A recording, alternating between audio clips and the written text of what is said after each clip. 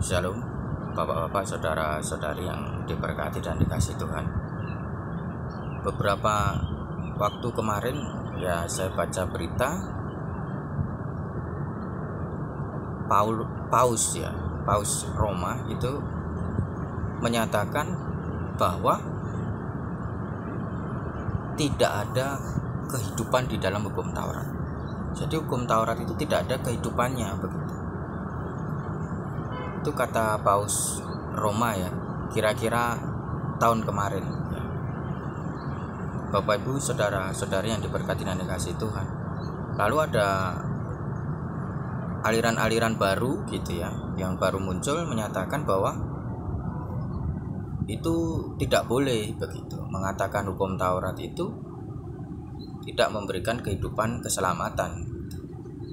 Lalu Paus dan para ahli tafsirnya memberikan keterangan bahwa apa yang dia ucapkan itu adalah refleksi teologis spiritual sejak abad zaman Tuhan Yesus abad kedua.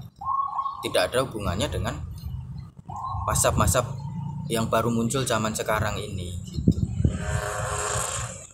aliran-aliran zaman sekarang Sebetulnya apa yang dikatakan oleh Paus Roma ini itu adalah doktrin dasar, doktrin umum, doktrin baku di dalam kekristenan. Mau dia Katolik, Protestan, Pentakosta, doktrinnya sama seperti itu Tidak ada keselamatan di dalam Taurat. Tidak ada kehidupan di dalam Taurat jikalau tanpa Mesias. Jikalau tanpa imam besar Mesias Yesus Kristus, tidak ada kehidupan di dalam Taurat. Itu sudah doktrin umum semuanya semuanya. Tapi kalau tahu mungkin ada satu orang membuat doktrin yang lain lalu terkenal begitu itu khusus Tapi kalau secara umum sepanjang yang saya tahu doktrin bakunya itu tidak ada keselamatan di dalam hukum Taurat.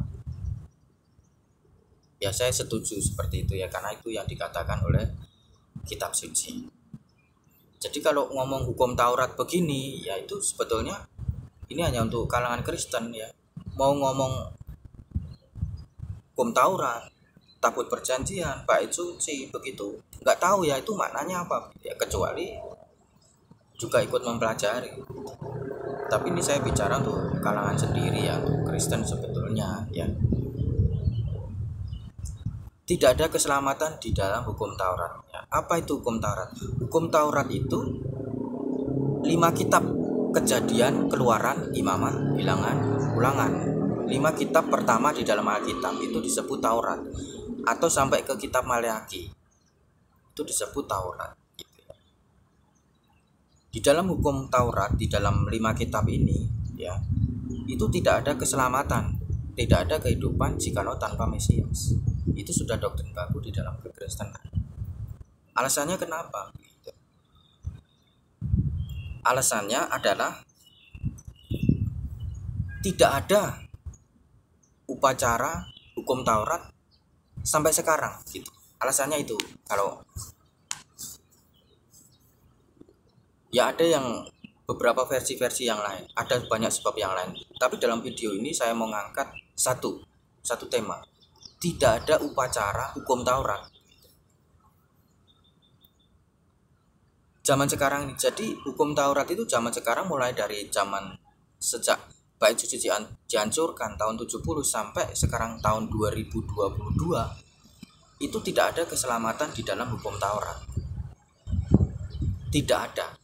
Kenapa? Saya ngangkat di dalam video ini, topiknya adalah karena tidak ada upacara hukum Taurat. Ada 3 hukum digolongkan hukum Taurat itu 5 kitab itu 5 kitab itu digolongkan jadi 3 Yang pertama itu adalah hukum moral. Jangan mencuri, jangan membunuh, jangan berzina, jangan mengingini milik orang lain, jangan berdusta. Itu yang pertama. Yang kedua itu hukum tata ibadah, seremonial. Yang ketiga itu hukum yudisial, hukum kenegaraan. Nah, kalau yang hukum moral hukum moral itu dilakukan Ya semua agama melakukan hukum moral, jangan mencuri, jangan membunuh, jangan berzina, jangan bersaksi dusta, jangan mengingini milik orang lain begitu. Ya semua agama melakukan seperti itu. Hukum moral dilakukan dan hukum kenegaraan itu dilakukan semua negara. Semua negara itu ada hukum negaranya. Nah, apa yang membuat hukum Taurat itu istimewa berbeda dengan yang lain adalah tata ibadah. Ya setiap agama itu ada seremonialnya gitu. Nah di dalam hukum Taurat itu ada seremonialnya gitu. Di dalam seremonial itu ada satu yang memberikan gitu, pengampunan dosa. Ada tata ibadah seremonial yang memberikan pengampunan dosa, yaitu misalnya itu 1 tahun sekali pada hari raya pendamaian itu imam besar dia harus masuk ke dalam bait suci, dia harus menghadap tabut perjanjian, lalu dicipratkan darah lembunya itu, darah korban itu. Bapak Ibu saudara-saudari yang diberkati dan dikasihi Tuhan, yang namanya kehidupan, yang namanya keselamatan itu berbicara tentang kehidupan setelah kehidupan di dunia ini gitu. Jadi setelah di dunia ini, di sana itu masuk surga atau tidak. Kalau masuk surga itu namanya selamat. Ini versi bahasa, versi makna kalimat di dalam kekristenan. Selamat. Ya, apa maksudnya selamat gitu ya? Selamat itu artinya masuk surga. Kehidupan. Apa makna kehidupan itu artinya masuk surga itu kalau bahasa kalimat, makna kalimat di dalam kekristenan ya. Hukum Taurat tidak bisa membuat orang masuk surga. Hukum Taurat tidak bisa menyelamatkan orang setelah dibalik alam sana. Tidak bisa ya. Kenapa? Karena di dalam hukum Taurat itu tidak ada seremonial penghapusan dosa, pengampunan dosa. Zaman sekarang ini loh, ini berbicara bahwa hukum Taurat itu tidak ada kehidupan di zaman sekarang. Mulai dari tahun 70 Masehi sejak bait suci dihancurkan sampai kepada tahun 2022 saat ini. Tidak ada keselamatan di dalam hukum Taurat. Nah, kalau zaman Musa ada keselamatan dalam hukum Taurat karena memandang kepada Mesias melalui pengorbanan, ada upacaranya, bisa. Hukum Taurat itu memberikan kehidupan moralnya, hukum kenegaraannya, dan seremonialnya jikalau itu dilakukan memandang kepada Mesias pada sebelum zaman Tuhan Yesus. Tetapi setelah zaman Tuhan Yesus, bait suci sudah tidak ada seremonial penghapusan dosa. Padahal untuk masuk ke dalam kerajaan surga, dosanya harus diampuni dulu. Karena surga itu hanya untuk orang yang tidak punya dosa. Ini doktrin umum ya, doktrin baku ya. Semua di dalam gereja manapun ajarannya seperti ini. Mau masuk surga harus tidak ada dosa, tidak ada salah, baru masuk surga. Tapi kalau di pintu gerbang surga dia memiliki banyak dosa, dosanya belum diampuni, dia tidak diterima di surga, jatuhnya ke alam yang lain. Bapak Ibu saudara-saudari yang diberkati dan dikasihi Tuhan, untuk masuk surga harus tidak punya dosa. Caranya gimana? Harus diampuni dosanya. Nah, zaman dahulu itu, zaman hukum Taurat itu, kita ngomong ke hukum Tauratnya itu sendiri. Aturan hukum Taurat itu, orang minta ampun dosa, itu tidak diampuni. Itu kalau hukum Taurat ya. Jikalau tanpa darah, jadi tidak diampuni. Jikalau tidak memercikan darah ke tabut perjanjian, mau minta ampun 1.000.000 kali, Tuhan ampuni saya, ampuni salah saya, itu tidak diampuni dosanya. Darah itu melambangkan nyawa ganti nyawa. Jadi kalau kau berbuat dosa, nyawamu gantinya. Itu versi hukum Taurat. Gantinya supaya nyawanya tidak dihukum Tuhan, gantinya adalah penyembelihan lembu, darahnya dicipratkan ke tanduk-tanduk mezbah, dan untuk 1 tahun sekali itu ke tabut perjanjian. Itu syaratnya untuk pengampunan dosa, untuk penghapusan dosa. Sekarang masalahnya zaman ini itu tidak ada upacara hukum Taurat seperti itu, tidak ada. Jadi hukum Taurat itu tidak menyelamatkan, tidak bisa memberikan kehidupan. Kenapa? Upacaranya tidak dilakukan selama sejak tahun 70 Masehi sampai tahun 2022 ya. Saya pukul rata dihukum, saya diglobalkan ya, maksudnya saya mengglobalkan itu 2000 tahun gitu aja tahunnya. Udah 2000 tahun ini sebenarnya belum sampai, tapi saya globalkan saja ya. 2000 tahun kurang lebih gitu aja. 2000 tahun ini tidak ada keselamatan di dalam hukum Taurat. Kenapa? Tidak ada upacaranya. Bagaimana mau mengadakan upacara? Upacara ini harus benar-benar sesuai dengan yang tertulis di dalam hukum Taurat. Tetapi pada kenyataannya hukum Taurat itu tidak dilakukan. Hukum Taurat itu hanya memberi kehidupan jikalau itu dilakukan seremonialnya, pengampunan dosa, baru bisa masuk surga. Masalahnya tidak ada di dalam hukum Taurat zaman sekarang itu. Hukum Taurat tidak dapat menyelamatkan jikalau tanpa Mesias, Imam besar Yesus Kristus. Tidak bisa. Itu sudah hukum baku di dalam kekristenan. Bagaimana mau membuat upacara gitu? Yang pertama, tabut perjanjiannya saja tidak jelas, tidak dirawat. Harusnya tabut perjanjian itu diletakkan di tempatnya yang khusus, dihormati gitu ya. Nah, kemah suci yang melingkupinya itu dan upacara-upacaranya bisa dilihat orang banyak. Setiap orang bisa hadir. Ada darah yang dicipratkan ke tabut perjanjian. Masalahnya tabut perjanjiannya itu tidak jelas. Zaman sekarang 2000 tahun ini tidak jelas. Yang di Ethiopia itu hanya duplikat ya katanya. Yang asli itu harus di Yerusalem. Itu tidak mungkin dipindah-pindah sejak zaman Daud. Ada yang bilang bisa dipindah oleh orang Babel, bisa dipindah orang Romawi. Itu tidak mungkin. Kenapa? Karena orang yang mengangkut tabut perjanjian itu, jikalau dia bukan umatnya Mesias itu tidak bisa. Pasti mati mendadak. Karena ada tuahnya begitu.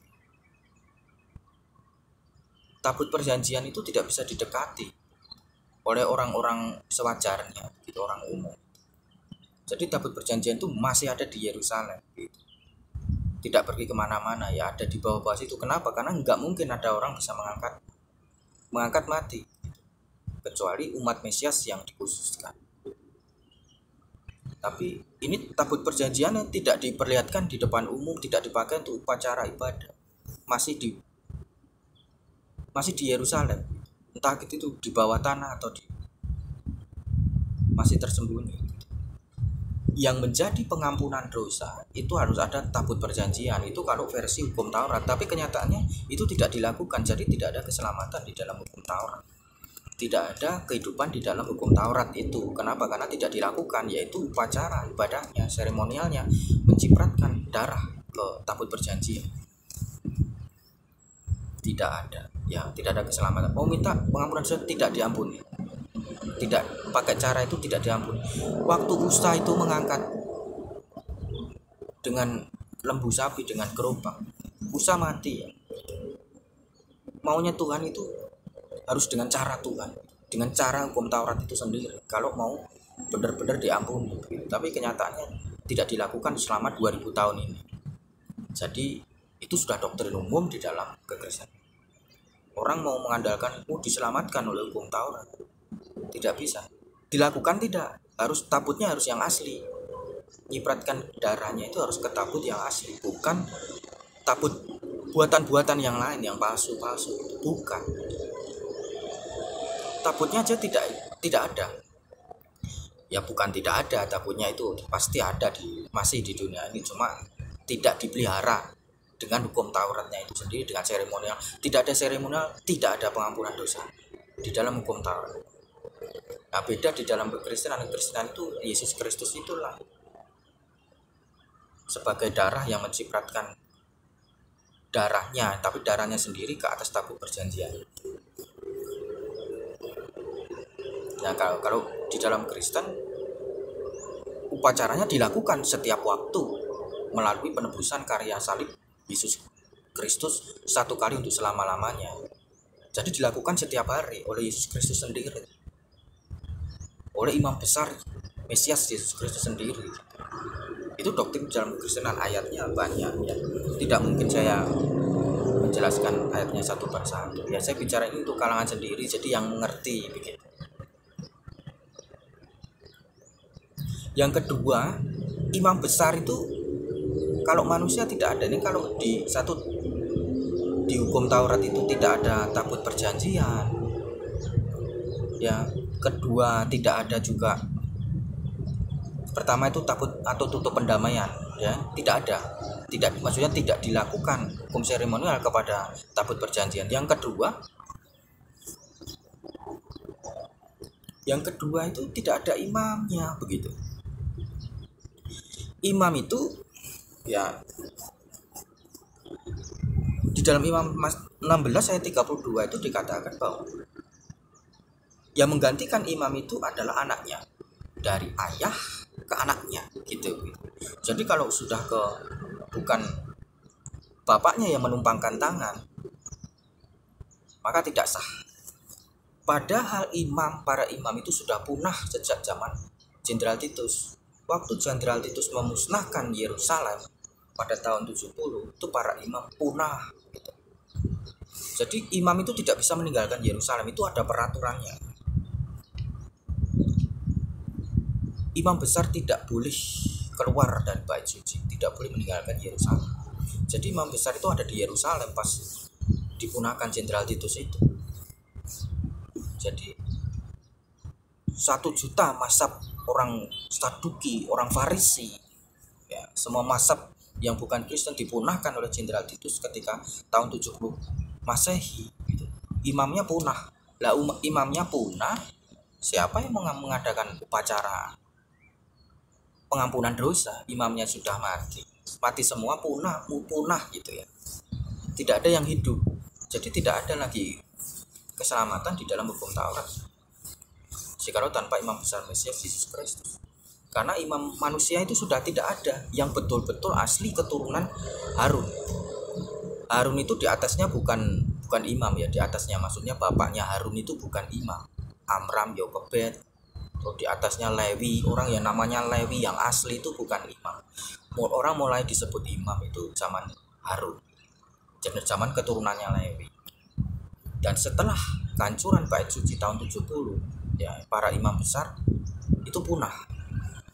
Beda zaman Babel ya, imam besarnya masih ada ya, masih ada di sekitar situ para imam termasuk imam ada keturunan imam besar Isra. Tetapi di tahun 70 itu betul-betul punah para ahli Taurat. Ahli Taurat punah. Kalau ahli Taurat golongan Farisi maksudnya, Saduki punah, imam besar punah. Tidak ada yang merayakan.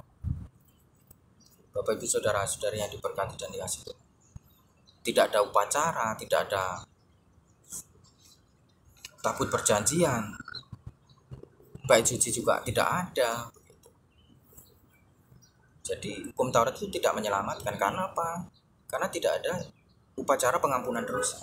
Jadi pengampunan dosa dengan cara di tempat-tempat ibadah di luar Yerusalem itu tidak diterima. Itu tidak sah di hadapan Tuhan. Harus benar-benar tabut perjanjian, bait suci di Yerusalem, harus para imam keturunan yang asli. Masalahnya tabut perjanjiannya tidak dirawat. Kenapa? Para imamnya juga sudah punah.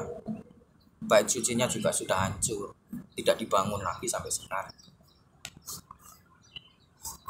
Bait suci nggak ada, para imam tidak ada, tabut perjanjian tidak dirawat. Tidak ada keselamatan di dalam hukum Taurat. Nah, kalau di dalam Kristen keselamatan ada, karena Yesus Kristus merayakan dan membuat upacara pengampunan dosa itu setiap hari. Ketika di karya kayu salib 2000 tahun yang lalu itu satu kali untuk selama-lama. Itu tertulis di kitab Ibrani. Bapak Ibu saudara-saudari yang diberkati dan dikasihi Tuhan, ya, imam sudah tidak ada.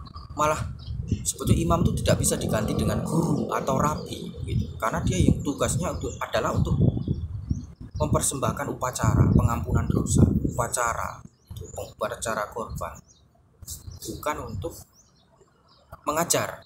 Malah justru mengajar itu jarang, 7 tahun sekali, kecuali 10 moral ya, 10 hukum moral itu hukum Taurat itu diajarkan setiap hari orang tua ke anak. Tetapi untuk pembacaan Taurat itu hanya 7 tahun sekali. Supaya apa? Supaya banyak orang nggak tahu gitu. Jadi ketika dia mengadakan pengampunan dosa itu kebanyakan adalah dosa-dosa yang tidak disengaja. Kenapa? Karena nggak tahu. Bagaimana bisa nggak tahu? Karena dibacakan 7 tahun sekali. Bukan malah justru banyak berkhotbah seperti Rabi. Rabi itu Yesus Kristus, itu julukan Yesus Kristus sebetulnya. Rabi itu awalnya adalah julukan Yesus Kristus. Karena di dalam hukum Taurat itu tidak ada kata rabi. Jadi muncul kata rabi itu memang zaman Yesus Kristus, artinya guru. Tapi ini namanya guru itu tidak dapat menggantikan imam. Tetapi kalau imam besar Yesus Kristus itu bukan hanya rabi, guru, pendeta, tetapi dia juga adalah imam besar yang setiap hari mengadakan upacara pengampunan dosa. Di zaman sekarang, jadi 2000 tahun ini, hukum Taurat itu tidak ada upacara pengampunan dosa, imamnya tidak ada, tetapi ada imam besar secara rohani di dalam kerajaan surga setiap hari mengadakan pengampunan dosa. Yesus Kristus itu darahnya satu kali itu selamanya, satu di peristiwa penyaliban itu ya. Makanya Tuhan Yesus itu penyalibannya di luar perkemahan, juga yang melakukan penumpahan darah itu adalah para imam besar zaman itu. Itu melambangkan tentang korban. Yesus ya, dirinya sendiri yang dia persembahkan, nyawa ganti nyawa, nyawa umatnya ganti nyawanya Yesus Kristus itu, supaya nyawa umatnya masuk ke dalam kerajaan surga. Bapak Ibu saudara-saudara yang diberkati dan dikasihi Tuhan, itu sudah, ini doktrin baku di dalam Kekristenan ya, tidak ada keselamatan di dalam hukum Taurat. Kenapa? Itu karena ya ini saya angkat sejak khusus di video ini adalah tidak ada upacara hukum Taurat, tidak ada imamnya gitu. Imam tidak bisa digantikan dengan rabi. Malah lebih banyak dia itu mengadakan upacara saja gitu hari-hari hidupnya. Membaca hukum Taurat itu hanya 7 tahun satu kali.